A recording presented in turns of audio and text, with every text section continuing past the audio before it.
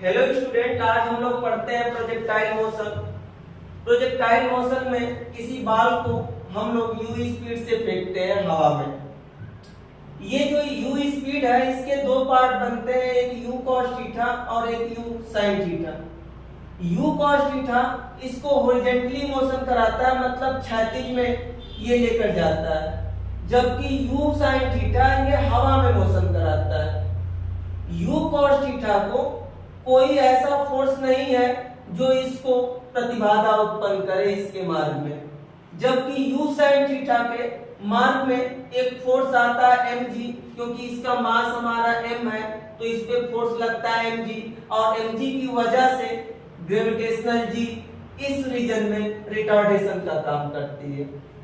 ये स्पीड कभी भी बदलती नहीं, यहाँ पे भी चाहे अपर मोस्ट पॉइंट कहीं पे भी ले ले, यहाँ पर ले लिए एट अपर मोस्ट पॉइंट पे ये वर्टिकल स्पीड तो जीरो हो जाएगी, बट हॉरिजॉन्टल स्पीड अपना यू कॉस थीटा यहाँ पर भी था और यहाँ पर भी होगा। इस रीजन में ये जी रिटार्डेशन का वर्क करेगा और इस रीजन में जी एक्सीलरेशन का वर्क करेगा। एक्सीलरेशन इस रीजन में, और इस रीजन में जो जी वर्क करेगा ये रिटार्डेशन का वर्क करेगा। रिटार्डेशन।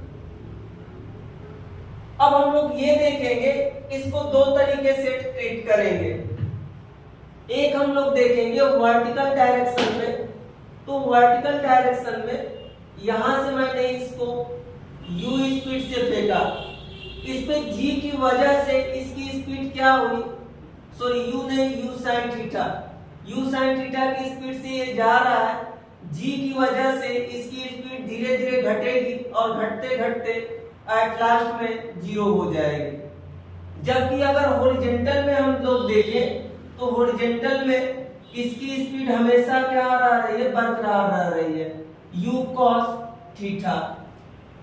यहाँ पर हॉरिजॉन्टल में u cos थीटा कांस्टेंट होने की वजह से यहाँ पे सिंपल लगता है distance is equal to velocity into time, जबकि हम यहाँ पे लगाएंगे इक्वेशन ऑफ मोशन।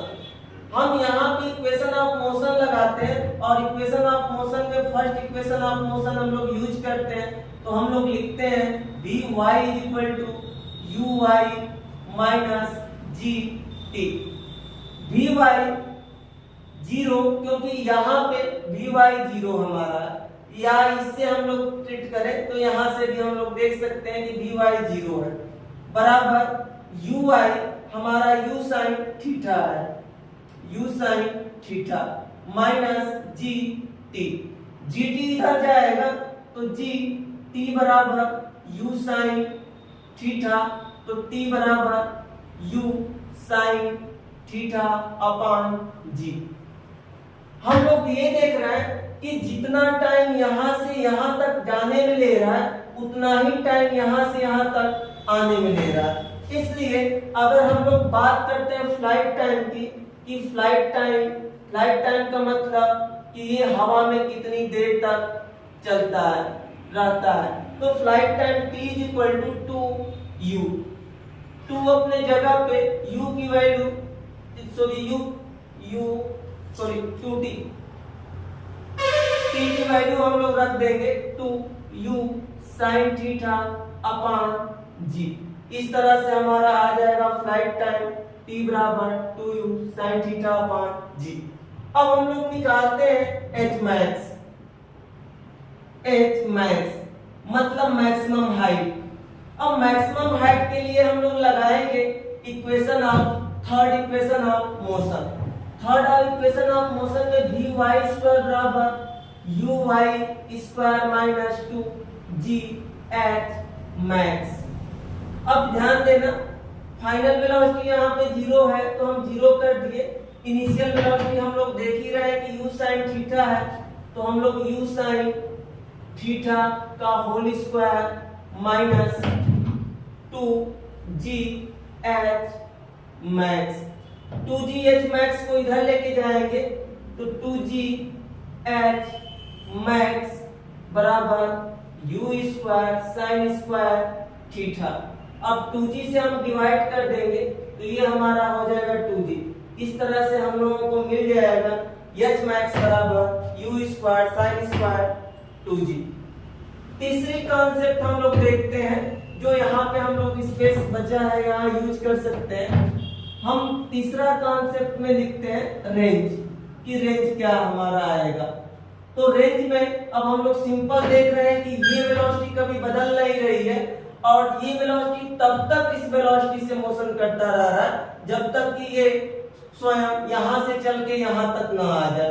तो टाइम तो दोनों के लिए सेम है, तो इसलिए r बराबर हम लोग लिखेंगे u cos theta into capital T। Capital T की वैल्यू रखेंगे तो u cos थीटा और कैपिटल T की value 2u sin theta upon g। यहां से हम लोग देखेंगे u square 2 sin theta into cos theta, ये sin 2 थीटा का फार्मूला बनेगा और नीचे g। इस तरह से हम लोग रेंज की वैल्यू निकाल लेंगे। तो हम लोग यहाँ पे लाइफ टाइम निकाल लिए 2u sin theta upon g, h max निकाल लिए u square sin square theta upon 2g और r निकाल लिए u square sin 2 theta upon g। Thank you.